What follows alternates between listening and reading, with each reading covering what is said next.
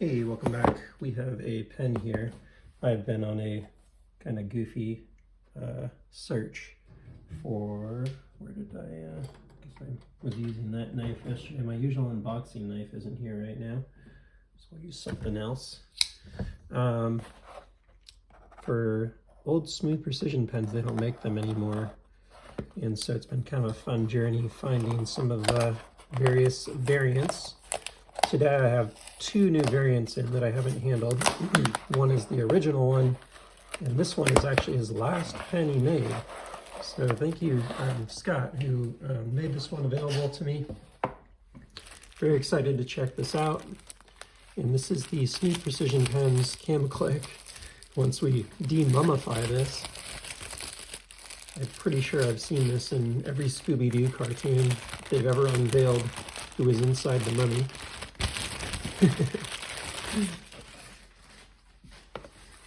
Thank you for packing that nicely.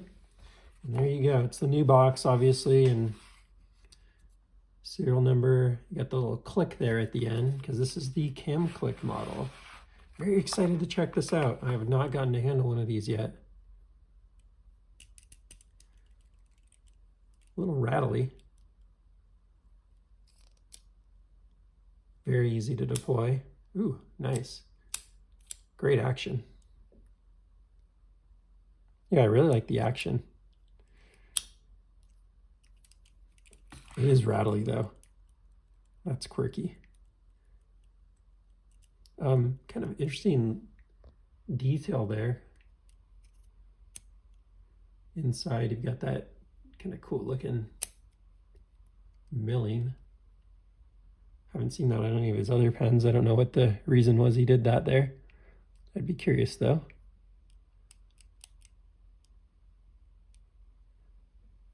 Yeah, and the rest of it's very similar to the standard 2.2. So here is a standard. These are both full size. Looks like the stonewash on my standard's a little darker than on this one. So he's kind of taken like almost like a mini size body. It's like maybe a little bigger than a mini body. And then you add in the top. Now when it's deployed, it's not so small that that cam hits your hand, which is nice, unless you have maybe massive hands, then maybe it would, or depending how you use your pen. But yeah, it's a really interesting model. And one of the things I noticed right away is this big screw in the top is kind of funky. So that's an interesting difference. So I guess the pocket clip, you know, that this is much deeper carry than the other ones because the pocket clip's up here on the bolt.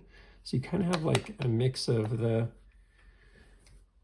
old USG style where you had like this up here, but the pocket clips on the bolt up here instead of, you know, down here, which is interesting because you have the cam down here. Very interesting model. And these are pretty hard to find, I've found. I've only seen a few for sale. So I'm very excited to have gotten my hands on one. Thank you for, again, making this available to the channel. These were not cheap. I think they were 150 new. There's a lot more going on here than his standard model. Not a lot, but definitely a couple little nuances. So yeah, it's interesting. Biggest standout thing,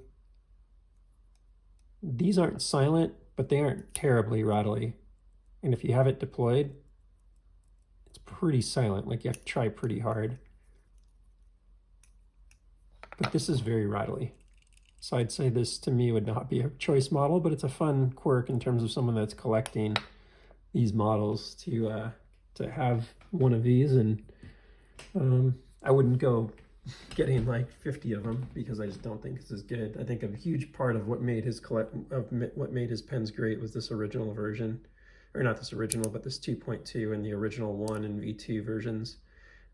I think the Ti-Scribe Go are okay, but to me this like kind of capped off on the top and stuff is my favorite of his designs. So yeah, keep this one pretty short. I'm not gonna take it apart or anything. but just kind of an interesting version in his history.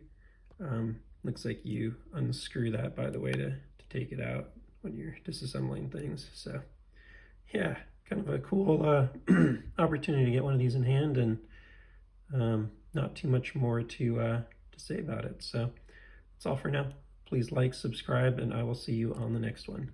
Take care.